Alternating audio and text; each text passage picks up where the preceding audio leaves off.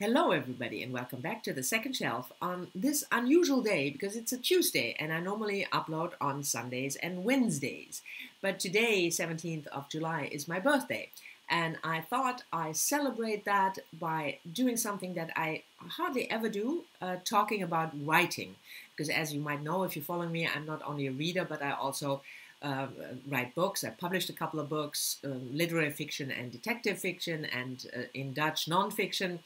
And I found a tag called the Story Idea Writing tag with 10 questions about writing.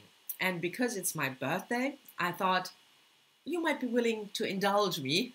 I have no idea whether you are at all interested in hearing an author waffling on about her own writing. But like I said, because it's my birthday, you just have to go with it. The tag was originally created, I have to get my phone to look it up. The tag was originally created by BytheBrooke. And I saw this tag, I think a week or 10 days ago on Steve's channel. I will leave a link to both videos down below. And there are 10 questions and they're all about writing. And I have all the 10 questions here on my phone, so sorry if I have to look to the side. The first question is current story. What is the story you're currently working on? I always work on multiple books at the same time, and at the moment I'm writing a non-fiction book. It's a book that I ghostwrite for somebody else. It's a memoir, and that's really a lot of fun. I love doing that, but I can't talk about that really a lot. No, I can't talk about it at all because I have a non-disclosure agreement. So yeah, there you go. And then I'm working on a new novel, which is set in present-day US. It's the first book that I'm attempting to write in English, at least in English by myself. My detective fiction is written in English as well, but I did that with another author whose English is his native language. So this is my first attempt in doing it alone. And the book is about art theft and art recovery, but it's the main theme. There are two main characters, Elias and Tony, and they have very different approaches to the concept of truth and art, and they clash, and the story goes from there. And then I'm sort of starting a new collaboration, detective fiction again, with somebody you might know, but this is still highly classified, though I can't talk about that either, which already is perfect. 3 projects and I can't talk about 2 of them. Anyway, the second question is spark of inspiration. Does your idea begin with characters, plot, world building, or something else? World building I can rule out right away because even though I would love to write fantasy or science fiction, so far I just couldn't manage doing. But when I write fiction, whether it's detective or literary fiction, mostly my ideas start, or the book starts with a plot idea. And that can be a certain twist. It's not necessarily the beginning of the book, but when I had the novel, I talked about that it's about art theft. The idea that came to me was when I came back from a reading one day, and it was late in the evening, about 11 o'clock during the week, and it was really empty on the streets, and I went to get a pizza on my way home because I was really hungry, and the place, which is normally packed, was also completely empty. And I said to the woman, did something happen? And I missed it. And she said, I have no idea. There was nobody in the whole evening. And I thought, well, maybe people just started missing, people vanishing. And that was sort of the spark of the idea, which then developed in something quite different from what I thought it would. But that's normally how it starts for me, with an idea like that. So not so much with a character, but with a certain plot idea. Question 3, brainstorm. How do you puzzle piece your story elements together? Do you start with the ending and make your way to the beginning, or vice versa? I always need, in order to write, and it's a bit different for literary fiction and crime fiction, but for both I need a beginning, a first sentence. If I have a first sentence, stuff can develop from there. And for both kinds of fiction, I also need an idea of the ending. Most of the time, it's even a last sentence that I have. Oftentimes, I'm not quite sure how I get from the first sentence to the last sentence, but then I start to outline. I start to develop plot ideas, and characters start to come, and I do background, you know, for me, what is the character like, how old is he or she, what is the profession, how does she look like, things like that. And then I start plotting chapter-wise. And a lot of times I have only the idea for the next 2 or 3 chapters in mind, and I know the end point, but the in-between is still sort of fuzzy. So I'm not one of those writers who has a complete book outlined in detail and then starts writing. I start writing when I have the beginning and the end and a vague idea how to get from beginning to end, and then I start plotting chapter by chapter and revising, because sometimes when I'm at chapter 10, I have an idea how the book should develop, but then I have to revise the beginning as to fit the new development. Question 4, keep or toss. How do you know when you want to keep or dump a story idea? That's a difficult question. First, when I have an idea, I'm always very excited, and I think this is going to be a brilliant book, and it's a brilliant idea. You know, that's how it goes. And then I start working on it in earnest. I start writing the first chapter. And most of the time, when I realize that it's just not, there is just nothing there for me to look forward to, then I know this might not be the best story idea. Sometimes you have an idea for a beginning, and that sounds really wonderful, but there is nothing to develop from that idea. And most of the time I realize that within the first 1 or 2 months.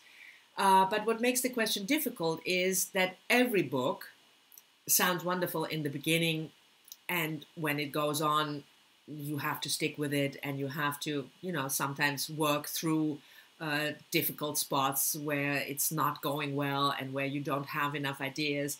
And there are always new ideas tapping you on the shoulder saying, mine is better, come with me, this is a much better idea.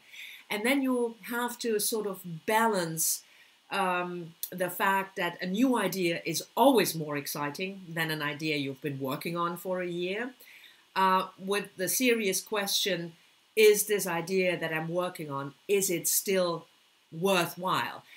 But my experience is that if I'm waking up in the morning and I'm going to my desk and I have ideas about how to develop, how to go further, then I just tell the new idea sitting on my shoulder, I'm going to write you down, but you will have to wait, because first I'll have to finish this one. Question 5, original idea. How much of your original story idea actually ends up being used? That is actually quite different from book to book. In my first novel, which was about the German writer Thomas Mann, the central idea of the conflict that I wanted to describe within him stayed the same. But with other books, for instance, with the crime fiction, I think it was the second book in my posthumous series, where at the beginning I had a completely different plot line in mind and a completely different murderer. So that can change drastically. And with the new book the new novel that I'm now working on, like I told you, it started with the idea of people going missing, people vanishing. And that was, in my mind, at that point, the central plot idea. But I completely abandoned that idea as the novel progressed, and now the missing people are playing a role, but it's not the central idea anymore. So it really varies, and I tend to go, with the flow. 6, hide or share. Do you share your book ideas with friends or keep them secret? Well, obviously, I'm sharing them with you now, but I tend not to talk about my books extensively with friends. I mean, I have 1 or 2 friends who know what I'm working on, or maybe 3 or 4 friends who know what I'm working on. And, when we go out for drinks in the weekend, they ask me, how did your writing go? And I say, well, it went well. Or I say, well, not that. But I don't talk with them in detail about what scene I've written the previous day. So it's yeah, and normally I wait when the first excitement has sort of subsided. Then I'm more comfortable about talking about it, because I know I will probably stick with the project. Number 7, dream. How many of your book ideas originate in dreams? None. I can hardly remember my dreams, and if I do, they tend to be either boring or nightmares, and they never make their way into books. Number 8, doppelganger. Have you ever had an idea for a story and then saw it in a movie, TV show, or other book? Yeah, it happened to me once or twice. Actually, I made a video on Sunday about brainy books, and before I started the novel that I'm working on now, I had this idea of writing a book about Henry Molaison, the guy who underwent a brain lobotomy in the 1950s and lost his memory. And because I'm so interested in brain, I wanted to write a book about that. And that was, I think, 2 years ago. And then Joyce Carol Oates came out with a book, The Man Without a Shadow, about Henry Molaison. So I abandoned this idea completely. But it was the only time that something like that happened so specifically, that I wanted to write a specific book about a specific person, and somebody else beat me to it, and Joyce Carol Oates said that. So you just think of something else. Number 9, big screen adaptation. Have any of your favorite movies or TV shows sparked ideas or scenes in your book?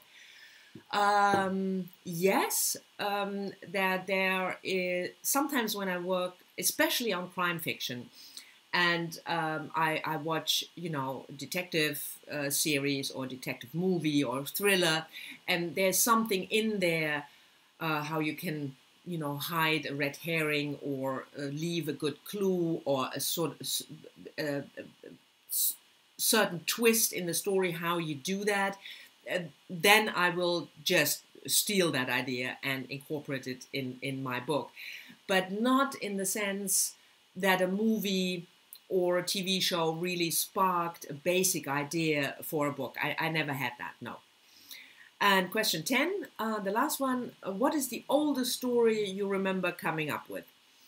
Well, I started writing when I was in my early teens, and I wrote really, really horrible poetry, which I then abandoned, thankfully, after a year or 2. So the first story that I can remember was a short story that I wrote when I was about, I think, 18 maybe, or 19, about a woman on the train, because I used to travel on trains a lot at that time. And she, would look at train stations and reflect on her life. And it was not that bad. It was a bit boring and much too autobiographical, which you tend to do when you are starting out.